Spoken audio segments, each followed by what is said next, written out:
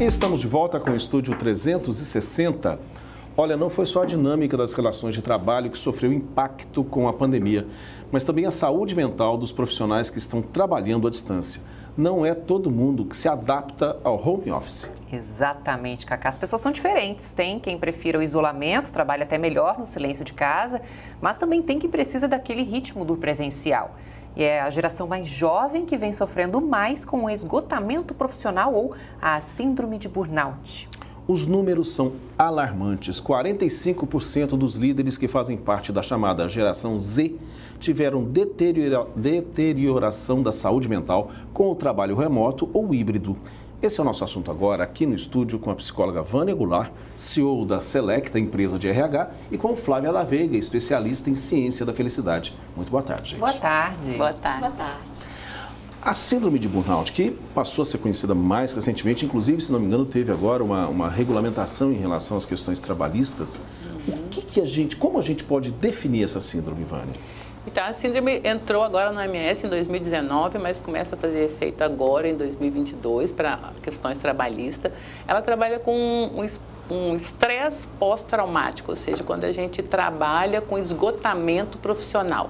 Então, temos visto muito pessoas sofrendo desse isolamento, né, desse processo agora que aumentou com essa dificuldade das pessoas, e ele traz um esgotamento mental, ele traz processos de até dores corporais, depressão, isolamento, dificuldade mesmo de se fazer presente, de se sentir, vamos dizer, atuante, produtivo, né? A pessoa começa a ter um deterioramento das suas, vamos dizer, atividades laborais, e isso vai aumentando, se não tratado e se não percebido, pode trazer grandes processos de depressão, síndrome de pânico e algumas outras disfunções até fisiológicas, como os problemas cardíacos, né, e outras coisas mais. Agora, quando começou a se falar mais sobre a síndrome, eu imaginava que era quando a pessoa sofria no trabalho uma pressão excessiva por parte da chefia, algo que vinha de cima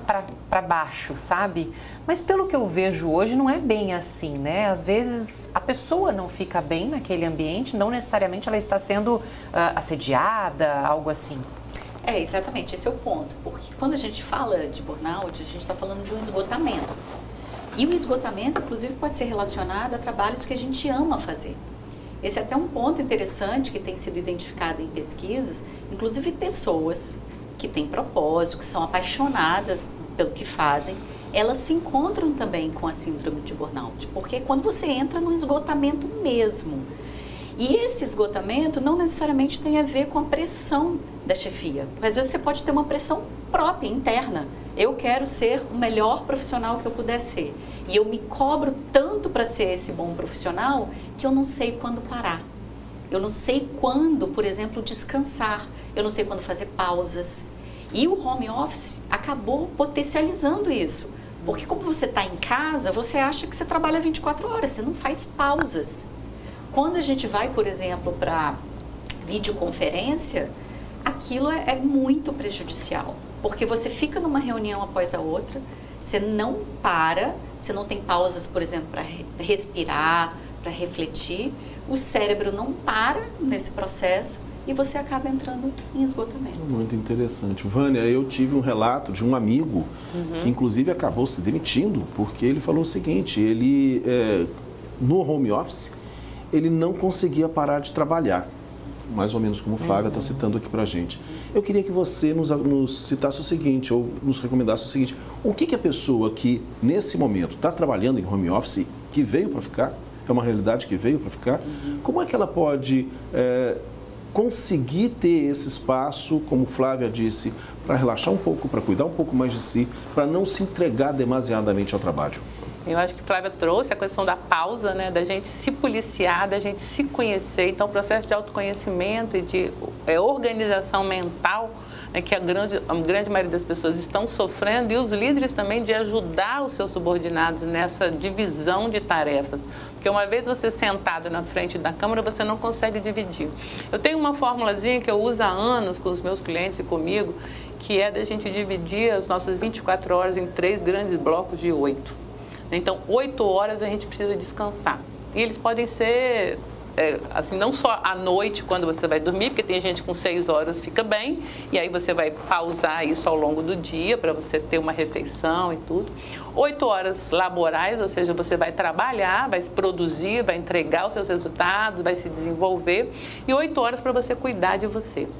Obviamente, às vezes, numa semana você tira de um dia do outro, mas se você considerar isso, com certeza, seu equilíbrio mental, físico e espiritual vão conseguir dar conta e você não vai entrar no esgotamento. Você precisa cuidar disso. E esse ensinamento individual e também das lideranças é o que a gente agora está passando. A gente precisa se dar conta desse protagonismo, que é você primeiro cuidando de você e, obviamente, de formar líderes que possam olhar para isso com um cuidado melhor, né? Que a gente acaba vendo que eles não têm esse preparo, que o controle ela ali, né, no chicote, atrás de mim, próximo, aí eu sei que se o cara está ali, se chegou, essa coisa do horário de...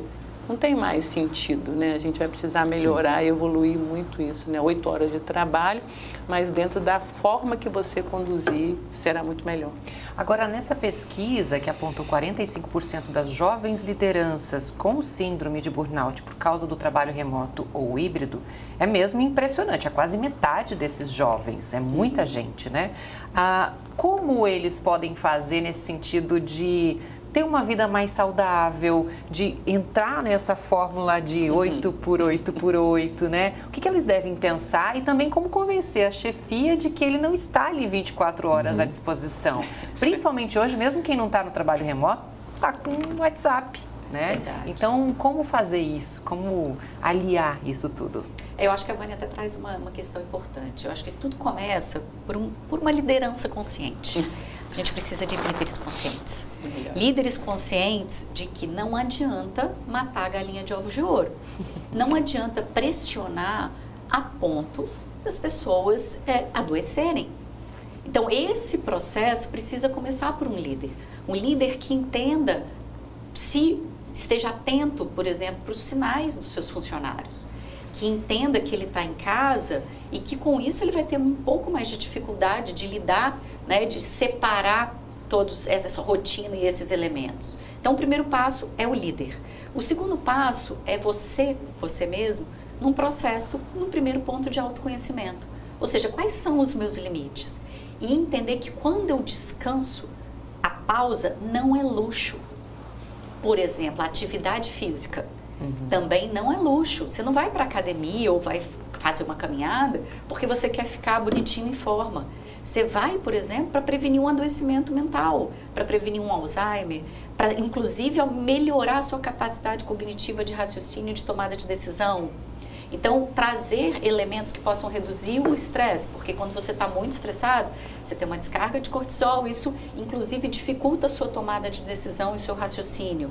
Então, fazer pausas. Por exemplo, incorporar alguns elementos como atividade física, a meditação, que é uma outra recomendação também, mesmo que você pare por 2, 3 minutos. Pausas ao longo do dia para você respirar, para você se conectar. Então, existem algumas dicas que a gente pode adotar no dia a dia, mas sempre tendo a consciência que isso não é luxo.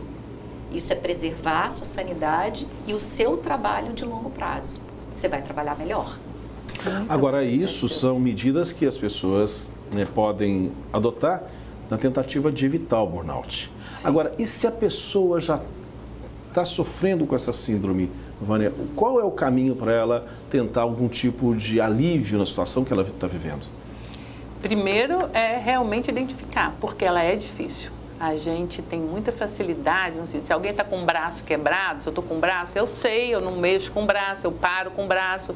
Ninguém fala assim, tira esse gesso, essa tipóia daí, Sim. vem. Não, agora se eu estou com esse esgotamento, esse burnout, ou uma depressão, vamos chamar assim, que é uma palavra mais, vamos dizer, corriqueira nesse momento. Eu falo assim, não, para com isso, vai correr na praia. Então, assim, primeiro é você admitir, né, que você está fazendo excedendo do seu tempo. E segundo é você procurar ajuda, compartilhar. Por isso que esse tema precisa ser cada dia mais conversado, né? Trazido nas mesas para que as pessoas, os líderes, possam falar disso com uma naturalidade, como fala que eu tive uma pressão alta hoje, que antigamente ninguém falava disso. Que eu fumo. né?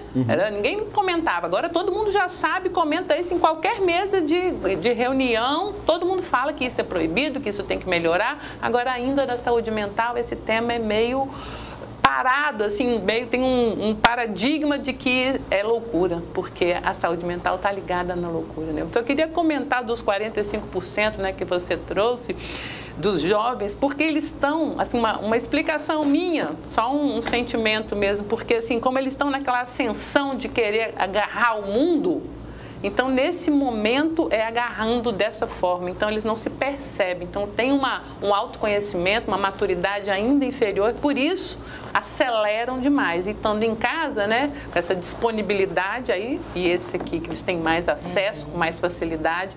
Então, tem ampliado o nível de esgotamento e de suicídio, que é mais perigoso ainda nessa juventude.